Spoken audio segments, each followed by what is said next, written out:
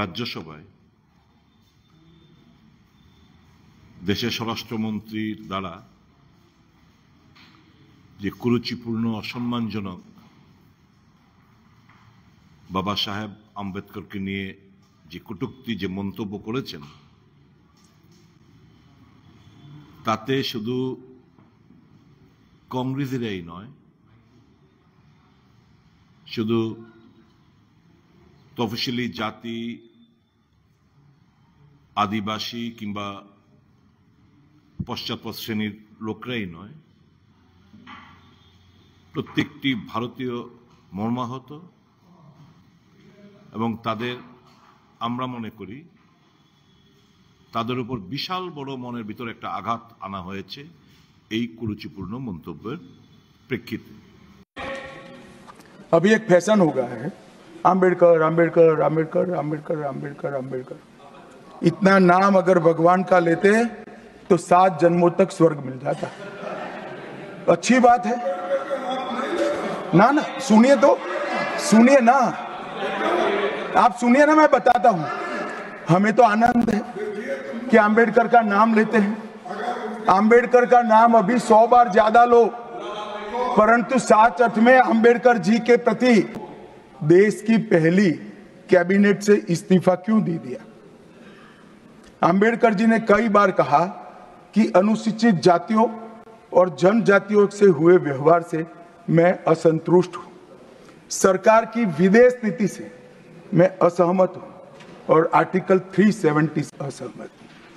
इसलिए वो छोड़ना चाहते थे, उनको आश्वासन दिया गया, आश्वासन पूरा नहीं हुआ, उन्होंने इग्नोरेंस के चलते इस्तीफा दे दिया। और एक श्री BC रॉय ने पत्र लिखा कि आम्बेडकर और राजा जी जैसे 2 महानुभाव मंत्रिमंडल छोड़ेंगे तो क्या होगा। तो नेहरू जी ने उनको जवाब में लिखा है, राजा जी के जाने से तो थोड़ा बहुत नुकसान होगा, आम्बेडकर के जाने से मंत्रिमंडल कमजोर नहीं होता है। আপনারা জানেন লিডার অফ দ্য রাজ্য অপোজিশন লিডার অফ রাজ্যসভা এবং LOP লোকসভায় ওনারা স্পিকারকে এবং রাজ্যসভার চেয়ারম্যানকে চিঠি লিখেছিলেন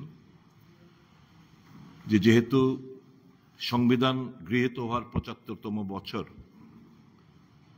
কনস্টিটিউশন নিয়ে একটা আলোচনা হোক পার্লামেন্টে, এবং স্পিকার এবং রাজ্যসভার চেয়ারম্যান তাতে সম্মতি জানিয়েছেন এবং আলোচনা শুরু হয়। আলোচনা করতে গিয়ে কংগ্রেস যখন এই সংবিধান রচনা, তার অ্যাডপশন, তার গৃহীত হওয়ার প্রেক্ষাপট নিয়ে এবং বর্তমান কিভাবে সংবিধানের উপর আঘাত আনা হচ্ছে এ নিয়ে যখন একের পর এক বক্তারা বক্তব্য রাখতে শুরু করলেন, শাসক গোষ্ঠীর তরফ থেকে একে তো হচ্ছে তাদের তরফ থেকে কোনো আগ্রহ ছিল না, ইনিশিয়েটিভই ছিল না এ নিয়ে আলোচনা করা। যাক, যখন আলোচনা শুরু হলো, ট্রেজারি বেঞ্চের তরফ থেকে, শাসক গোষ্ঠীর তরফ থেকে এই সংবিধানকে অবমাননা, খাটো করে দেখানোর এবং তাদের যে মাইন্ড সেট আপ, যে মনুস্মৃতির চিন্তাধারায় যে আবদ্ধ, তার রিফ্লেকশন আস্তে আস্তে আমরা পেতে শুরু করলাম। দেশের স্বরাষ্ট্রমন্ত্রী কতটুকু মানে নির্লজ্জতা এবং তার যে মাইন্ড সেট আপ, তার এই উক্তির মাধ্যমেই আমরা ভারতবাসী বুঝতে পেরেছেন। ওনার বক্তব্য আমি কোট করছি, अब एक फैशन हो गया है, अंबेडकर अंबेडकर अंबेडकर अंबेडकर अंबेडकर अंबेडकर। इतना नाम अगर भगवान का लेते तो 7 जन्म तक स्वर्ग मिल जाता।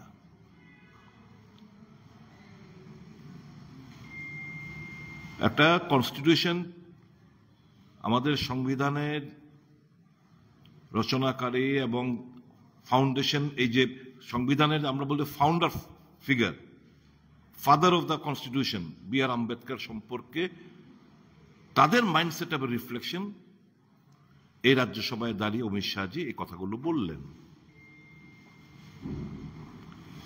এটা যদি কেউ ভাবে যে এটা স্লিপ অফ টাং, তাহলে এটা মারাত্মক ভুল হবে। এটা সুপরিকল্পিত, ওয়েল এহেড, এটা চিন্তা করে এসে তাদের যে ভেতরে যে মাইন্ড সেট আপ, যে ঘৃণা, এই সংবিধানকে তারা মান্যতা দিতে চায় না।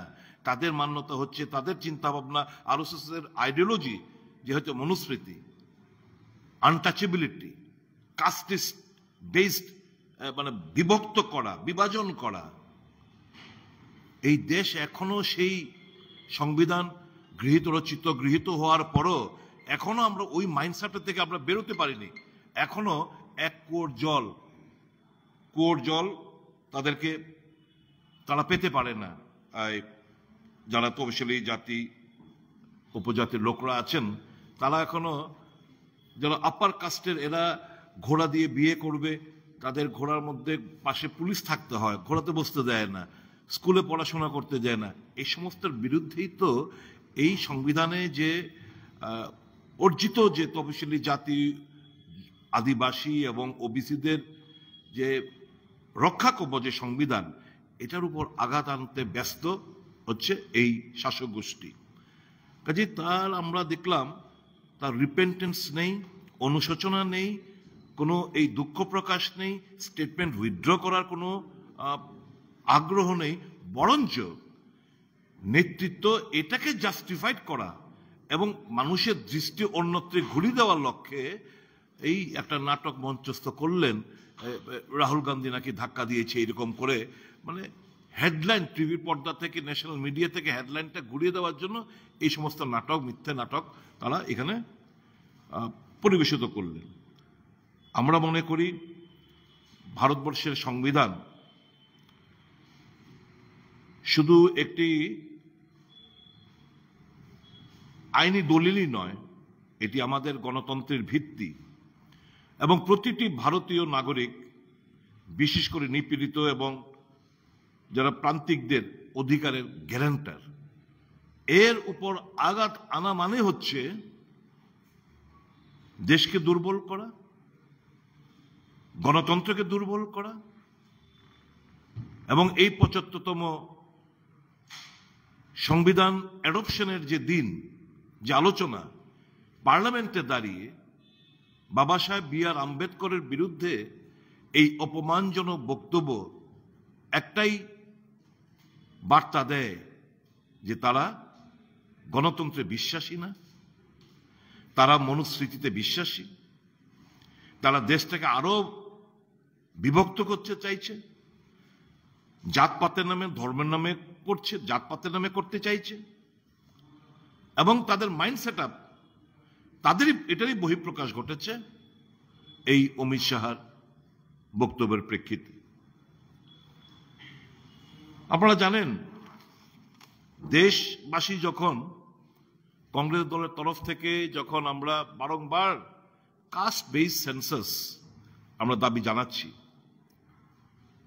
যে ভারত সরকার, আমরা বিভিন্ন প্রকল্প আমরা রচনা করি, মানুষের স্বার্থিত করি, তাহলে তোমার কাছে যদি কাস্ট বেস সেন্সাস না থাকে, কারা পিছিয়ে পড়া ওয়ার্ক, কারা অর্থনৈতিক দিক দিয়ে পিছিয়ে পড়ে রয়েছে, তাহলে তুমি প্রকল্পগুলোর, এই যে কংগ্রেস জামানায় বিভিন্ন প্রকল্প রচিত হয়েছে, গৃহীত হয়েছে, কার্যকরী হচ্ছে, একটা বিরাট সেকশন আদিবাসী হোক, তফসিলি জাতি হোক, পশ্চাৎপদ শ্রেণীর হোক, এবং আরো যারা খুব ডাউন ট্রডেন পিপল রয়েছে, তাদের স্বার্থে কিন্তু এই কর্মসূচিগুলো সঠিকভাবে তা কার্যকরী হচ্ছে না। কাজে এই যখন কাস্ট বেস সেন্সাস নিয়ে যখন আমরা আলোচনা, আমরা দাবি জানিয়েছি, আমরা দেখতে পাচ্ছি শাসক গোষ্ঠীর তরফ থেকে এটাকে কোনোভাবেই এটা যাতে বাস্তবায়িত না হয়, কাস্ট বেস সেন্সাস যেন না হয়, সেটা সুনিশ্চিত করার জন্যই এই সমস্ত খুব প্ল্যান মাফিক এই সমস্ত আলোচনা উনি করেছেন। আমরা শুধু কংগ্রেস দলের তরফ থেকেই না, একজন ভারতীয় নাগরিক হিসেবে, একজন দেশপ্রেমিক হিসেবে এই অপমানজনক কুরুচিপূর্ণ বক্তব্যের তীব্র ভাষায় আমরা প্রতিবাদ করছি, নিন্দা জানাচ্ছি এবং নিঃশর্তভাবে অমিত শাহ তার স্টেটমেন্ট প্রত্যাহার করুক, ক্ষমা চাক দেশবাসীর কাছে, কারণ আওয়ার হার্টস আর ব্লিডিং, আমরা we R speechless rather we should say, এবং অবিলম্বে তাকে বরখাস্ত করা, মন্ত্রিসভা থেকে বরখাস্ত করার আমরা দাবি জানাচ্ছি। আমরা অ্যাপিল করব সমস্ত গণতান্ত্রিক শক্তিগুলোর কাছে অমিত শাহর এই সমস্ত অপমানজনক কুরুচিপূর্ণ বক্তব্যের প্রতিবাদ যেন তীব্রতর হয়, এবং আমরা আগামী দিন এই ইস্যুকে যতক্ষণ অবধি উনি ক্ষমা না চাইবেন, যতক্ষণ অবধি তার প্রধানমন্ত্রী তাকে বরখাস্ত না করবেন, আমরা আমাদের কর্মসূচিগুলো চালিয়ে যাব। এবং আমরা মনে করি এটা দেশবাসীর কাছে একটা চরম আঘাত। আমরা প্রত্যেকটি মানুষ যে এই কনস্টিটিউশন আমাদেরকে অধিকার দিয়েছে, right two freedom of expression, believe, faith, worship, equality of status and of opportunity promote among them all, fraternity, assuring the dignity of the individual, এর উপর বিশাল বড় আঘাত আমরা মনে করি। ইট ইজ সংবিধান, আমরা ধর্মভীরু লোক হলেও দেশবাসীর কাছে বি আর আম্বেদকর, গান্ধীজি, ভগবানকে তো আমরা দেখিনি, কিন্তু এরাই ভগবান স্বরূপ, কারণ এরাই তো আমাদেরকে বাঁচার, বলার, নাম নিলে মহাত্মা গান্ধীর নাম নিলে, জওহরলাল নেহরুর নাম নিলে, it is almost the same calling Allah, calling lord, আর রামের নাম নেওয়া আর এদের নাম নেওয়া আমরা মনে করি। কারণ এই হচ্ছে দেশবাসীর কাছে, এই কনস্টিটিউশন হচ্ছে আমাদের কাছে বাইবেল, আমাদের কাছে গীতা, এবং আমাদের কাছে কোরআন। কারণ এটাই দেশবাসীর কাছে সমস্ত শক্তির মূল জিনিস, চালিকা শক্তি হচ্ছে আমাদের সংবিধান। কাজে ইট ইজ অলমোস্ট দ্য সেম।